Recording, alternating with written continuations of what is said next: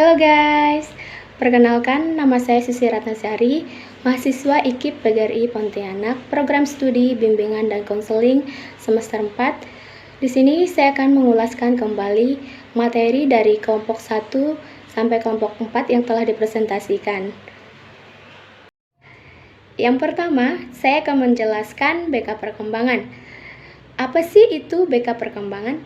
BK perkembangan adalah layanan bimbingan dan konseling yang dirancangkan dengan memfokuskan pada kebutuhan, kekuatan, atau kelemahan, minat, dan isu-isu yang berkaitan dengan tahapan perkembangan siswa dan merupakan bagian terpenting dan integral dari keseluruhan program pendidikan.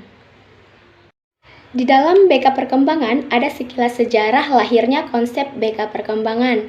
Yang pertama itu ada pada tahun 1950-an, yang dimana fokus perhatian konselor adalah perkembangan personal. Perkembangan personal merupakan aspek yang berhubungan dengan sosialisasi, kemandirian, dan interaksi dengan lingkungan sekitar.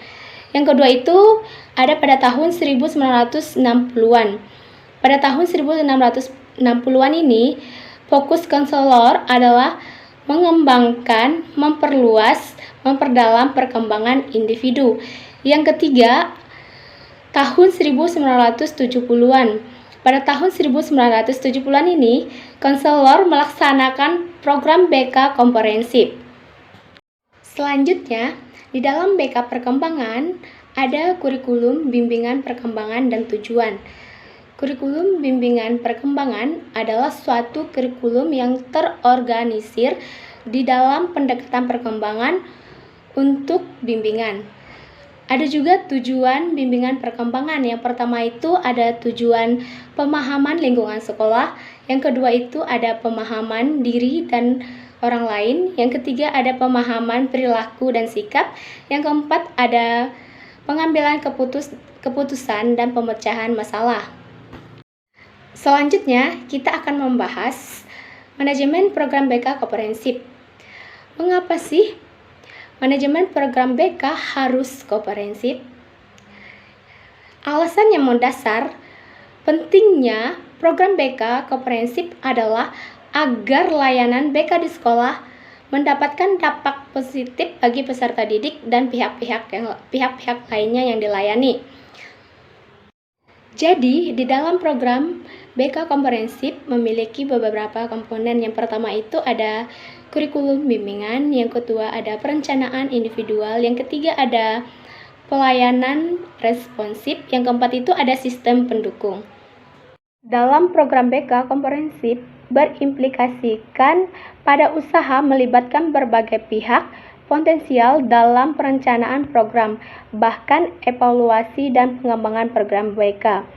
Yang pertama itu ada perlibatan orang tua dan lingkungan sosial lainnya di dalam program BK 17+. Yang di dalamnya termasuk yang pertama ada kunjungan rumah, yang kedua komprehensi kasus, yang ketiga ada konsultasi. Selanjutnya kita akan membahas materi, mekanisme, dan kerangka kerja layanan BK komprehensif. Yang pertama ada pelayanan dasar, yang dimana pelayanan dasar ini terdiri dari bimbingan klasikal, yang dimana bimbingan klasikal merupakan program yang dirancang menuntut konselor untuk melakukan kontak langsung terhadap peserta didik.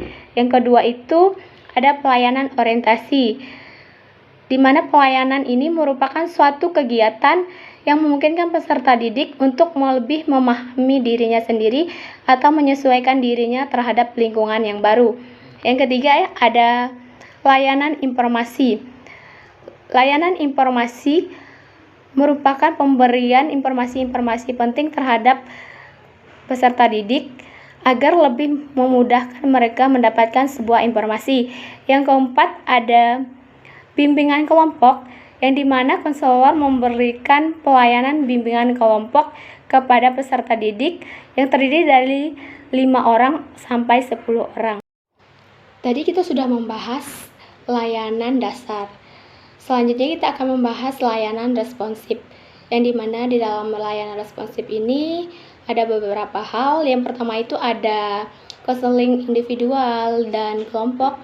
Yang kedua ada alih tangan dan rujukan. Yang ketiga ada kolaborasi dengan guru mata pelajaran. Yang keempat ada kolaborasi dengan orang tua. Yang kelima ada kolaborasi dengan pihak-pihak luar. Yang keenam itu ada konsultasi. Yang ketujuh ada bimbingan teman sebaya. Yang kedelapan ada komprehensi kasus. Dan yang terakhir itu adalah kunjungan rumah yang sangat penting untuk dilakukan.